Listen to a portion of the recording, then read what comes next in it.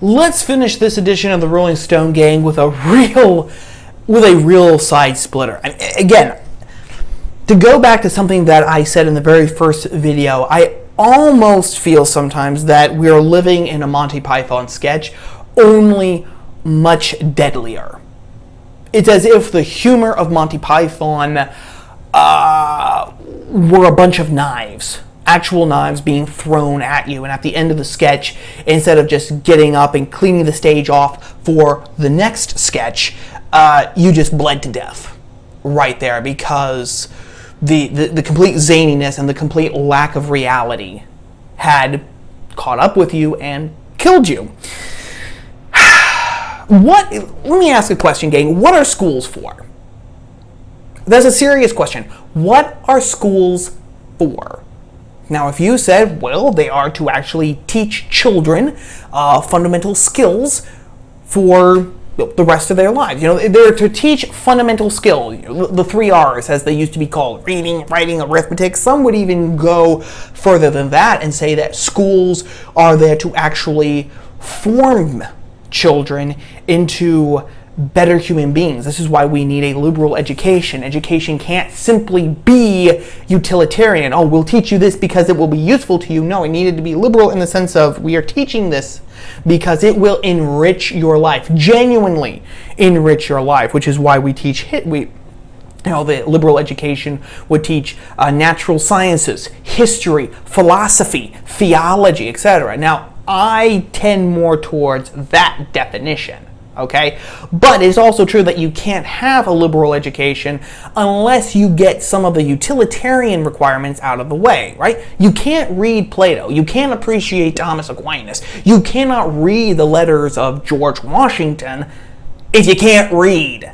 So you need to learn these, what we could call utilitarian skills, useful skills like reading and math, etc., so that the door can be open for a liberal education. That's what I would say schools are for. Well, apparently the governor of Oregon, you can tell she didn't call me to get my 2 cents on the issue, because she has completely rejected all of that. While we were all still cocooned in the latest gaffe from Biden, the latest David Frenchian defense of critical race theory, do you want to know what Governor Kate Brown of Oregon did, gang? Last month in July, Oregon Governor Kate Brown, this is from the Washington Examiner, privately signed a bill ending the requirement for high school students to prove proficiency in reading, writing, and arithmetic before graduation. Brown did not hold a public signing nor issue a press release regarding the passage of Senate Bill 744 on July 14th, Bastille Day. That's appropriate, isn't it? And the measure, which was approved by lawmakers in June, was not added into the state's legislative database until more than 2 weeks later on July 29th. An unusually quiet approach to enacting the legislation, according to the Oregonian. Oh, you think? Wow, what a coincidence that such a radical bill was quietly signed with no fanfare, and then it took another 2 weeks for it to be made public knowledge. What a coinky-dink. Color me shocked. I'm shocked. Shocked, as Claude Rains would say to Humphrey Bogart. Secretary of State Lori Broker's office is responsible for updating the legislative database, and a staffer tasked with dealing with the governor's office was experiencing medical issues during the 15-day time frame it took the database to be updated with the recently signed law, Broker said. I'm sure. SB 744 gives us an opportunity to review our graduation requirements and make sure our assessments can truly assess all students' learning, Charles Boyle, a spokesman for the governor, said in an email to the Washington Examiner. The bill, which suspends the proficiency requirements for students for 3 years, has attracted controversy for at least temporarily suspending academic standards amid the COVID-19 pandemic. Backers argue the existing proficiency levels for math and reading presented an unfair challenge for students who do not test well, and Boyle said the new standards for graduation would aid Oregon's Black, Latino, Latinx, Indigenous, Asian, Pacific Islander, Tribal, and students of color. I'm sure you missed a couple of categories, Mr. Brocker, you racist fascist, you. But yes, it presented an unfair advantage to them. Guess what? What is it going to do to all the Black and Latino, I refuse to use the asinine, made-up, progressive, imperialist word Latinx, which doesn't even make sense in the context of Spanish, so forget multiculturalism, I suppose, when it means being gender correct in this regard. But what's going to happen to all of those Black, Latino, Asian, and Pacific Islander and tribal people when they graduate from high school and they can't even read? What's going to happen when they can't even read? This is worse, gang, than just the complete implosion of education. Because, I mean, first and foremost, the question should be asked. If you don't have to prove that you can do the basics, read and write and do simple arithmetic, we're talking addition, subtraction, multiplication, division, maybe a little algebra, maybe figure out some percentages. We're not talking trigonometry, we're not talking about any of that. We're talking about simple day-to-day stuff, simple mathematics. If at the end of what is it now? What is it now? 12, 13, including kindergarten, 14 years if you include preschool. If at the end of 14 years of public education, you still can't read, write, or add 51 and 48 together and to get the correct answer, what's the point? I'm serious. What is the point of spending all those days in the classroom if you're not even going to learn how to be able to function in society? Because guess what? You're going to have to read. Even if you hate reading, even if the only thing you read is comic books, and not even good comic books from the Golden Age or the Bronze Age, but just the garbage that they're shoveling out now, the death of the comic book era. Even if that's the only thing that you read, you're still going to have to know how to read in order to read street signs, in order to read instructions, in order to actually read and comprehend, excuse me, applications for work. Okay? Your boss sends you an email detailing your duties for the day or the week. Okay? How are you actually going to be able to understand them? Okay? How are we preparing people? We're not. That's the point. We're not. Schools are not there to prepare you for life or even to prepare you for a career. And they sure as hell aren't there to actually make you a better, fuller, wiser person. Absolutely not. They're there to make you dumber. They are there to make you dumber.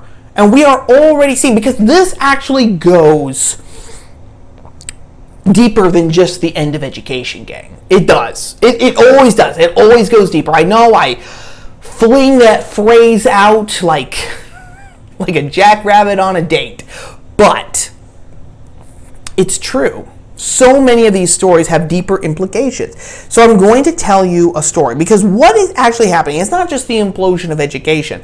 This is the active killing and maiming of people's minds, which is then going to crush their lives. So I'm going to tell you a story, okay? My sister has worked in a department store, okay, a local department store, for the last couple of months, okay? And she has texted me, quote-unquote, horror stories about some of the interactions that she has had, okay? Not the Andrew Cuomo sort of interactions, thank God, but just the abject stupidity of the interaction. So case in point, last week she texted me a humdinger of a story where a guy came up to her and said, okay, I want to buy a shirt. And, she was showing, shirts, okay, shirts. No, none of the shirts were what he was looking for. He couldn't tell her what he was looking for. He just knew that this wasn't what he wanted. So then they're walking past. My sister is taking him past the sweaters and the hoodies. And he says, oh, that's what I want. That's what I was wanting, And my sister had to bite her tongue because she wanted to say, so you didn't want a shirt. You wanted a hoodie. You wanted a pullover. That's not a shirt. And that story, I think, illustrates, gang, what is happening to us. Our ability to simply interact with reality and to communicate with other people what we experience in reality, what we experience in the world, has died. It's a scientific fact, I believe, or at least that our vocabulary is actually shrinking. What was it? 15 years ago when I was in high school, I had some CDs of French. They were French lessons by a man named Michel Thomas. And I remember in the introduction, Mr. Thomas made mention to a study that said that on a regular average day, an entire edition of the New York Times. So let's just say the Sunday edition, or let's say the Wednesday edition of the New York Times on any given week is made up of only 700 words. So in other words, there are only 700 individual words in that edition of the New York Times. Now, of course, all of those 700 words are used over and over and over and over and over again in the various stories. Okay? But again, the vocabulary, they're only working with a 700-word vocabulary. That's actually a better way of saying it. All of the stories, all of the print that makes up a Wednesday edition of the New York Times on any given week draws from a vocabulary of only 700 words. And when you think about all of the words that the English language has, I mean, just look in a dictionary that's even 40 years old, and you will see how far our vocabulary has shrunk. I mean, and this hurts us. I mean, this literally, intellectually maims us, gang. Let me give you an example. When you were in kindergarten or in first grade, did you ever have the exercises where they would give you sort of a cartoon, soft, round, puffy, Lilo and Stitch style cartoon of an object, and then it was your job to write down the name of that object? So you could have a picture of a cat, cartoon cat, and you were supposed to write cat underneath it, right? You had a generic cartoon version of a tree, you were supposed to write down tree. That was your sum total idea of a tree. That was your sum total idea of a tree. That cartoon image of a tree, that's what a tree was, because in general, in nature, that's roughly what a tree looks like. It's just a tree. Something that looks like that cartoon image, that is a tree. Now, however, what happens as you get older is that you are able to actually make more and more differentiations. So then you learn about there are maple trees, there are oak trees, there are beech trees, there are aspen trees, there are fir trees, there are ginkgo trees, and then you learn that there are actually distinctions within those distinctions. So there are sugar maples, there are silver maples, there are, I believe, red maples, and all different sorts, all of them slightly different. So your knowledge of the natural world expands. It started as just one cartoon little picture, tree, and everything was just tree. And as you get older, as you mature, as you get wiser, you learn, okay, a tree is a tree, but is it a red maple? Is it a sugar maple? Is it a beech tree? Is it a willow tree? Is it a ginkgo tree? What we are doing now is that we are depriving people of those differentiations. We are depriving people of the richness and the depth of those differentiations. We now have 30 and 40-year-old men, individuals, maybe I should say, who have not gotten past those kindergarten, first grade cartoon illustrations. For them, a tree is just a tree. And that is proved in that interaction that my sister had with that one guy at her job.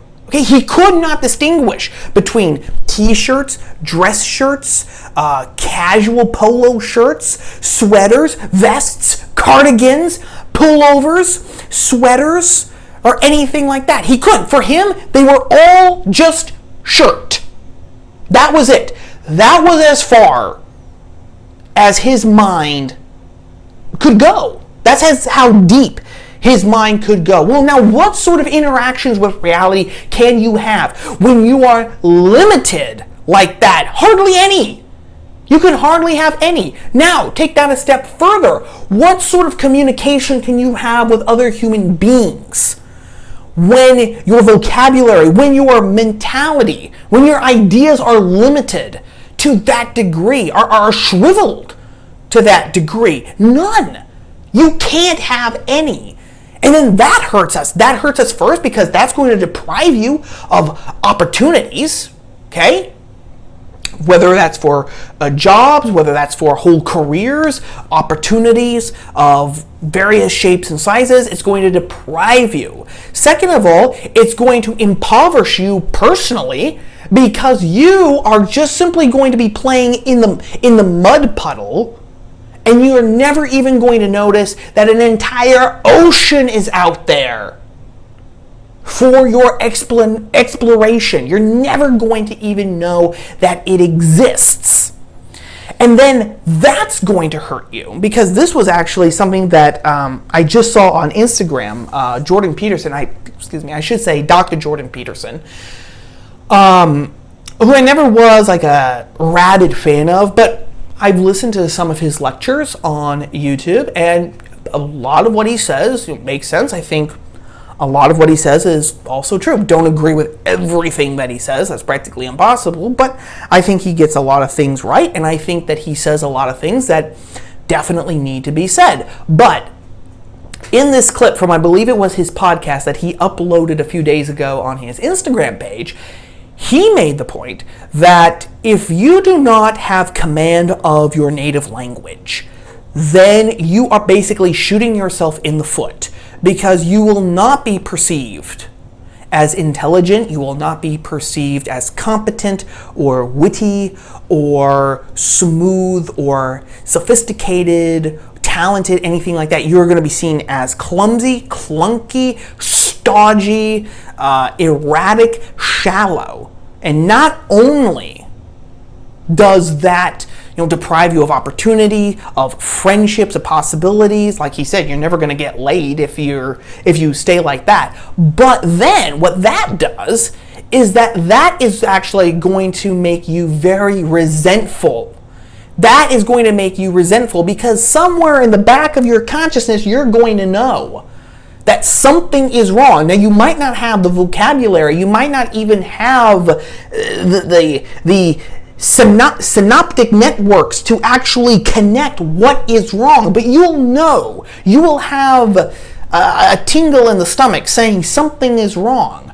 And then eventually you will either be crushed under the weight of that disappointment, you will lash out, eventually physically, or you will subsume yourself into something else. Maybe it's a fandom. You'll become a Potterhead or a Whovian. Or maybe you will join a cause that you believe gives purpose to your life, like Black Lives Matter or Antifa. One of those three options is going to happen, or maybe a combination of the two, of the three, I should say. And that now is what we are doing with our kids. We are deliberately castrating them mentally. We are deliberately castrating them mentally and shrinking their mental capacity.